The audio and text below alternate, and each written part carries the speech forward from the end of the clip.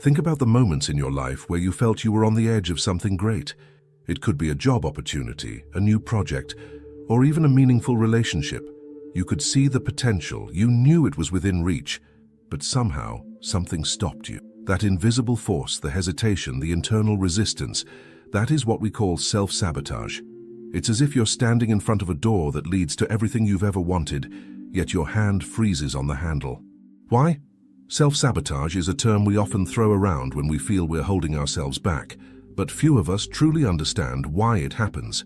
It's easy to assume it's just a matter of discipline or willpower, but the reality is far more complex. According to Carl Jung, self-sabotage is deeply rooted in our unconscious mind, a realm of hidden thoughts, emotions, and desires that we are often unaware of, but which shape much of our behavior. Jung's work provides us with profound insights into this phenomenon, offering a path to not only understand it, but to overcome it. So, what exactly is the unconscious mind? To put it simply, the unconscious is everything we are not aware of at a given moment. It's a vast hidden part of our psyche that stores repressed memories, unacknowledged desires, unresolved emotions, and patterns we've developed over the course of our lives. According to Jung, much of what drives our behavior stems from this unconscious mind, even though we may not realize it. It's like an iceberg. The conscious mind is just the tip, while the unconscious lies beneath the surface, guiding our actions in ways we often cannot see. Now let's dig deeper into why this matters. Self-sabotage happens when there is a conflict between our conscious goals and our unconscious fears or unresolved issues. For example, you might consciously want to succeed in your career, but deep down there may be a fear of failure or even a fear of success, rooted in past experiences. These unconscious fears can manifest as procrastination, perfectionism, or other self-sabotaging behaviors, effectively keeping you from achieving what you consciously desire. In Jungian terms, these hidden fears and desires are part of what he called the shadow, the parts of ourselves we refuse to acknowledge. The shadow is an essential concept in Jung's work, representing the dark, hidden aspects of our personality. It includes everything we've repressed, rejected, or disowned because we consider it unacceptable or threatening to our self-image. This could be anything from fear, anger, and jealousy to deeper psychological wounds or traumas. The key point here is that the shadow is not inherently evil or bad. It is simply the parts of ourselves that we do not want to face. But here's where it gets interesting. The more we try to ignore or repress these aspects of ourselves, the more power they have over us. Jung argued that what we resist persists. In other words, when we push parts of ourselves into the unconscious, they don't disappear. Instead, they influence our behavior from the shadows, often in ways that undermine our conscious intentions. This is one of the primary ways self-sabotage operates. We think we're in control, but the unconscious mind is running the show. Let me ask you this. Have you ever found yourself repeating the same patterns even when you know they're not serving you? Maybe you've set big goals for yourself, but every time you get close to achieving them, something seems to get in the way. You procrastinate, doubt yourself, or find reasons to quit before you even start. These patterns are not random. They are signals that something deeper is at play, a conflict between your conscious desires and the unconscious forces within you. Jung believed that the path to overcoming self-sabotage lies in what he called individuation, the process of becoming whole by integrating the conscious and unconscious parts of ourselves. This means acknowledging the shadow, facing the fears and desires we've buried, and bringing them into the light of awareness. As Jung famously said, one does not become enlightened by imagining figures of light, but by making the darkness conscious. This is the heart of the journey to overcoming self-sabotage, recognizing and accepting the parts of ourselves that we've tried to hide. But how do we begin this process? How do we confront the shadow and integrate it into our conscious lives? It starts with awareness. The first step to overcoming self-sabotage is to become aware of the patterns in your life, the repeated behaviors, thoughts, and emotions that keep you stuck. This requires honest self-reflection and a willingness to look at the parts of yourself that you might rather ignore.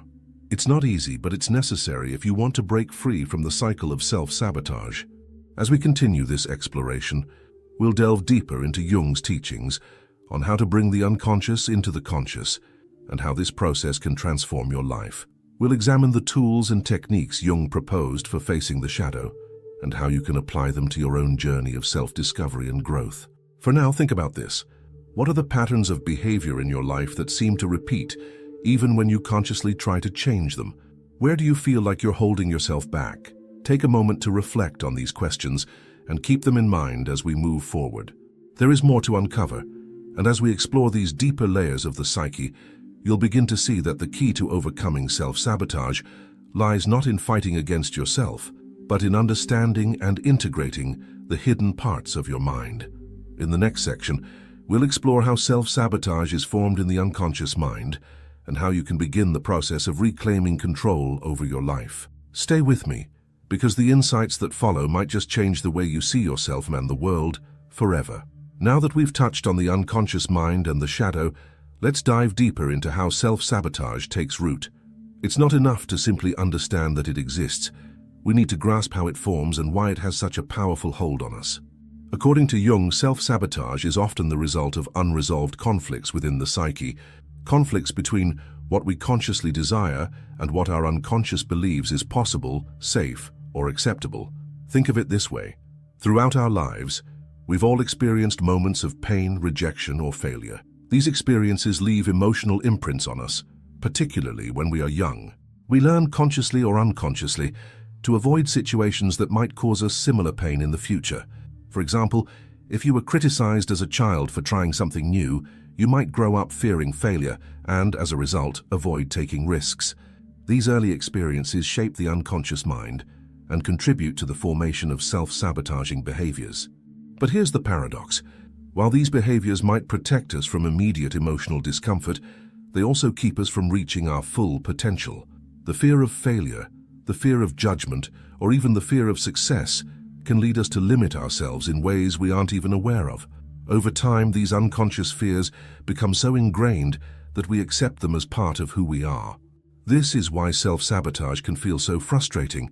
It's like you're at war with yourself, wanting to move forward, but feeling held back by invisible forces.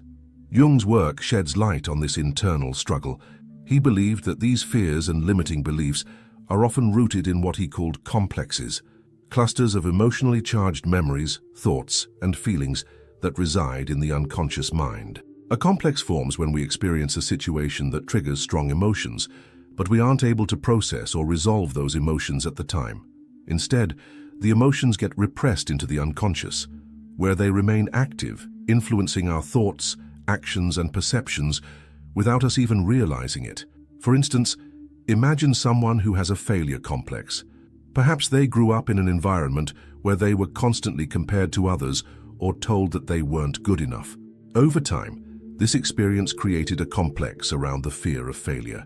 Even though they might consciously want to succeed, their unconscious mind is still operating from the belief that failure is inevitable or that success will only lead to disappointment. As a result, they might self-sabotage by procrastinating, avoiding challenges, or giving up too easily. The complex is like a knot in the psyche, and until it is untangled, it will continue to influence behavior in ways that perpetuate self-sabotage. Jung believed that the key to overcoming these complexes is awareness. By bringing the complex into consciousness, we can begin to understand its origins and how it affects us. This is not always an easy process. Complexes often evoke strong emotions because they are tied to unresolved pain or trauma. But confronting these emotions is the first step toward healing and breaking free from their hold. So how can you begin to identify and unravel the complexes that contribute to your self-sabotaging behavior? Start by paying attention to your emotional reactions.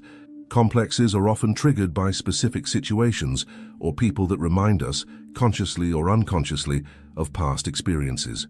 For example, if you find yourself feeling unusually anxious or defensive in certain situations, that's a clue that a complex might be at play. Take note of when these emotional reactions occur and ask yourself, what does this remind me of? When have I felt this way before? This process of self-reflection is crucial in bringing unconscious patterns to the surface. Jung believed that the more we become aware of our complexes and the emotions they trigger, the less power they have over us. As he put it, we cannot change anything until we accept it. Condemnation does not liberate, it oppresses. By acknowledging and accepting the parts of ourselves that we've been avoiding, we can begin the process of integration, the process of becoming whole. Integration is at the heart of Jung's concept of individuation. It involves reconciling the conscious and unconscious parts of the psyche so that we are no longer divided against ourselves. This doesn't mean eliminating the shadow or erasing the complex. Instead, it means learning to work with these parts of ourselves in a way that empowers us rather than limits us. By integrating the shadow and resolving our complexes, we can stop self-sabotaging and start moving toward our true potential. But how do we actually do this? How do we begin the process of integration and individuation?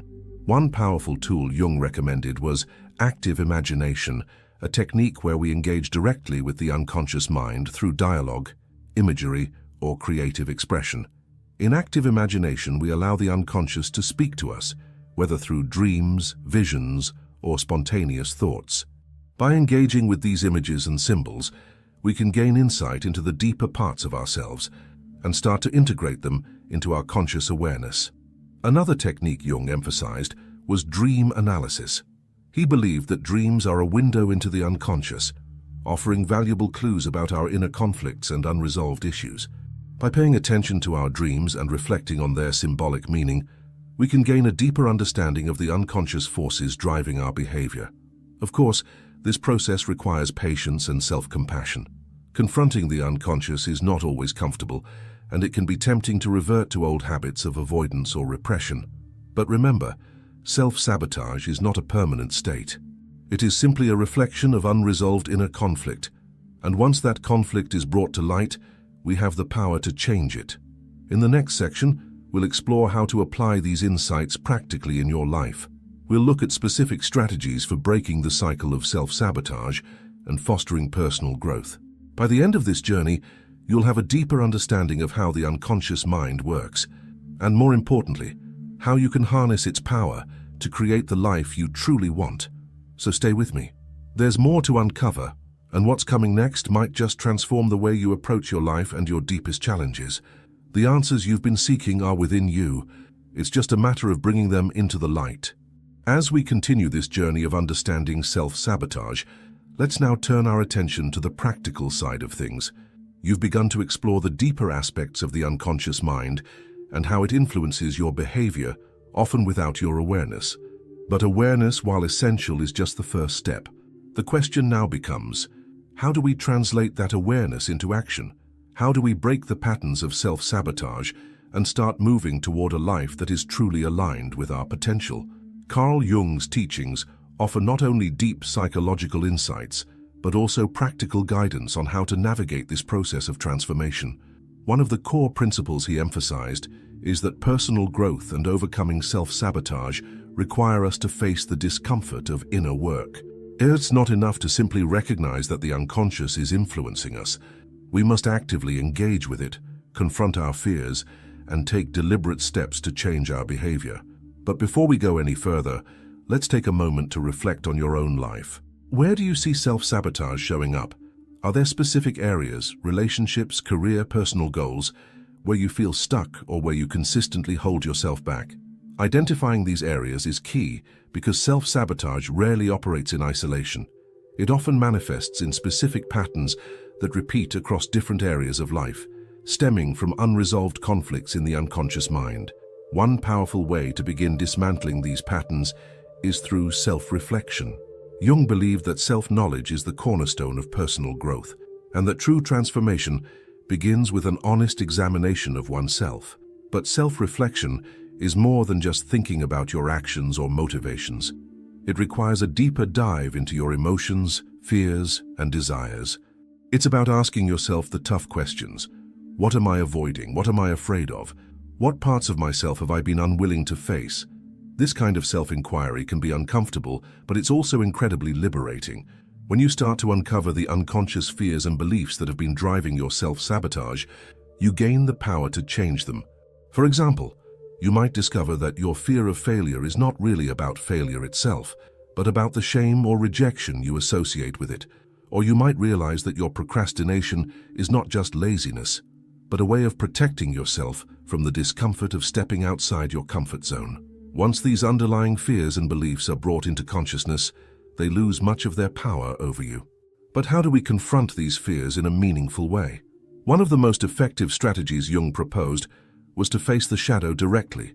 This means acknowledging the parts of yourself that you've repressed or rejected, the parts that you might be ashamed of or afraid to admit. As we discussed earlier, the shadow is not inherently negative. It simply represents the aspects of yourself that you've disowned. By bringing these aspects into the light of awareness, you can integrate them into your whole self, rather than letting them control you from the unconscious. Facing the shadow requires courage and honesty. It means being willing to look at your imperfections, your insecurities, and your fears without judgment. It's about recognizing that these parts of you are not weaknesses, but rather opportunities for growth. Jung believed that the process of individuation, the integration of the conscious and unconscious parts of the self, is the path to wholeness.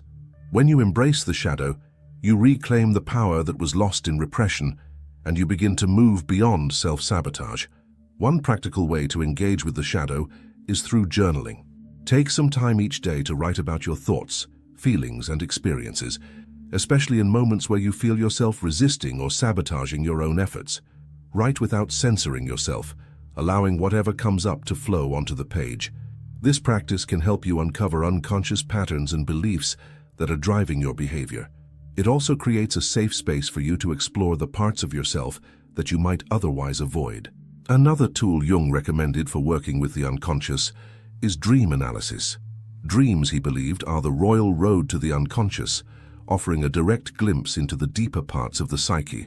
By paying attention to your dreams and reflecting on their symbolic meaning, you can gain valuable insights into the conflicts and desires that are operating beneath the surface. For example, recurring dreams or symbols might point to unresolved issues or fears that are contributing to your self-sabotage.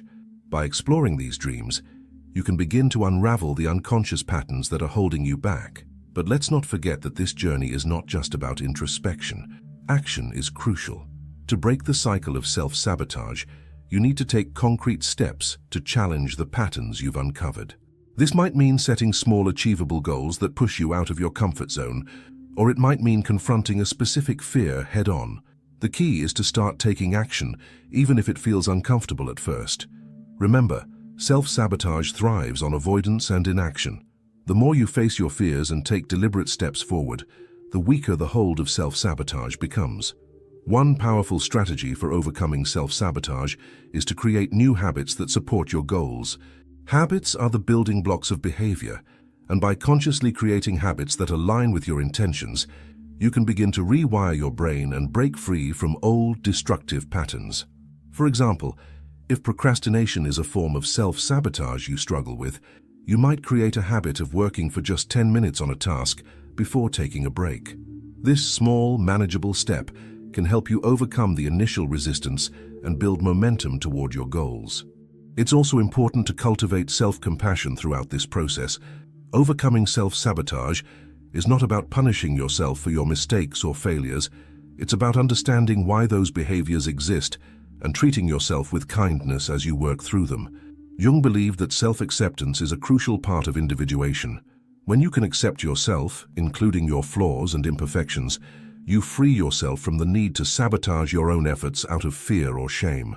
As we move into the final section, we'll explore how these concepts come together in the process of individuation and how you can use Jung's insights to not only overcome self-sabotage, but to create a life that is in alignment with your true self. We'll also look at the deeper spiritual implications of Jung's work and how embracing your shadow can lead to a profound sense of wholeness and fulfillment. Stay with me, because the journey isn't over yet. The final piece of the puzzle will reveal how all of this work, the awareness, the action, the integration, leads to lasting transformation. You've come this far, and what comes next will tie everything together in a way that might just change how you see yourself, your potential, and your place in the world. As we reach the final part of this exploration into Carl Jung's ideas on overcoming self-sabotage, we must turn our attention to the broader picture, the culmination of the inner work we've discussed. Jung's concept of individuation, which we've touched upon earlier, represents the ultimate goal of psychological development. It's the process by which an individual becomes whole, integrating both conscious and unconscious aspects of the self so they are no longer fragmented or at odds with themselves. Self-sabotage, at its core, is a sign of inner division. There are conflicting desires, fears, and beliefs operating within you, and these conflicts manifest as behaviors that undermine your progress. But individuation offers a path to resolution. It's the journey of reconciling these conflicts, embracing all parts of yourself, even the parts you've rejected or repressed, and moving toward a state of wholeness. Jung believed that individuation is not just a personal journey, but a spiritual one. It's about finding deeper meaning and purpose in life by aligning with your true self. And while the process of individuation can be challenging, it often requires confronting painful truths and breaking free from societal expectations. It is ultimately liberating. By becoming more aware of who you truly are, you gain the power to live authentically, free from the unconscious patterns of self-sabotage. But what does this look like in practice? How do you know when you are moving toward individuation? And how can you ensure that the work you're doing is leading you toward lasting change? Jung offered several key principles that can guide you on this journey, and as we explore them, it's important to remember that individuation is not a one-time event, but a lifelong process. Each step you take toward greater self-awareness and integration is a step toward a more fulfilled and authentic life. One of the most powerful principles Jung emphasized is the idea of holding the tension of opposites. This refers to the ability to hold two seemingly contradictory truths at once without rushing to resolve the tension between them. For example, you might have a deep desire for success but also a fear of the responsibilities that come with it, or you might want to be in a loving relationship but fear vulnerability.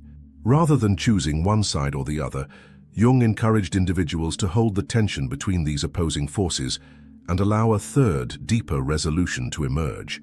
This process often leads to new insights, creative solutions, or personal breakthroughs that wouldn't have been possible if you had simply chosen one side and ignored the other.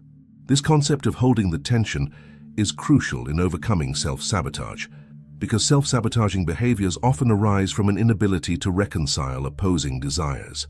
You might consciously want to move forward, but your unconscious mind is holding you back out of fear or doubt. By acknowledging both the desire for growth and the fear of failure, you can create space for a deeper understanding of what's truly driving your behavior. This, in turn, allows you to find new ways of moving forward that honor both your aspirations and your emotional needs. Another key principle in the individuation process is the importance of creativity and imagination. Jung believed that creativity is a natural expression of the unconscious mind and a powerful tool for self-discovery. Whether through art, writing, music, or any other creative outlet, engaging with your imagination allows you to access parts of yourself that might otherwise remain hidden. It's a way of giving form to the unconscious and bringing its insights into the light of consciousness. For example, if you're struggling with self-sabotage in a particular area of your life, you might try using creative expression to explore what's going on beneath the surface. You could draw a picture of what your fear looks like, write a story about the part of yourself that's holding you back, or even engage in a dialogue with your inner critic through journaling. These creative exercises allow you to interact with the unconscious in a more direct and intuitive way, often revealing insights that can't be accessed through logical analysis alone. Jung also stressed the importance of connection to something greater than the self, what he referred to as the self, with a capital S. The self, in Jungian psychology, represents the totality of the psyche, both conscious and unconscious. It's the center of your being and the source of your inner wisdom. By connecting with the self, you gain access to a deeper sense of purpose and meaning in life. This connection often comes through practices like meditation, contemplation, or engagement with symbols and archetypes that resonate with your unconscious mind. As you continue to do the work of integrating the shadow and overcoming self-sabotage, it's essential to cultivate this connection to the self. This can be done through regular introspection, mindfulness practices, or engaging with spiritual traditions that resonate with you. The goal is not to bypass the challenges of life, but to face them with a deeper sense of inner peace and purpose. When you're aligned with the self, you're better able to navigate life's ups and downs without being derailed by unconscious fears or self-sabotaging behaviors. So where does this leave us? we've explored the unconscious mind, the shadow, and the complexes that contribute to self-sabotage. We've discussed practical strategies for confronting these unconscious forces and breaking free from their influence. And now, we've touched on the deeper spiritual dimension of Jung's work, the process of individuation, and the importance of connecting with the self. The journey to overcoming self-sabotage is not a linear one. It's a process that requires ongoing self-awareness, courage, and commitment to personal growth. But it's also a deeply rewarding journey. As you become more conscious of your inner world and begin to integrate the parts of yourself that you've been avoiding or rejecting, you'll find that you no longer need to sabotage your own efforts. Instead, you'll be able to move through life with greater clarity, confidence, and authenticity. In conclusion, Carl Jung's insights offer a powerful framework for understanding and overcoming self-sabotage. By exploring the unconscious mind, integrating the shadow, and embracing the process of individuation, you can break free from the patterns that have been holding you back and move toward a life that is more aligned with your true self. It's not an easy path, but it's one that leads to profound transformation and a deeper sense of fulfillment. So as you leave this video, I invite you to reflect on your own journey. Where are you holding yourself back? And what parts of yourself have you been avoiding? What would it look like to face those fears and move forward with greater self-awareness and courage? The answers lie within you, waiting to be uncovered. And as you continue to explore your inner world, remember, the journey toward wholeness is not about perfection, but about embracing all that you are and all that you have the potential to become. The power to overcome self-sabotage and live a more authentic life is within your reach. All it takes is the willingness to look within, confront your shadows, and trust in the process of growth and transformation. And in the end, you might just discover that the person you've been searching for all along is the one you already are, deep inside.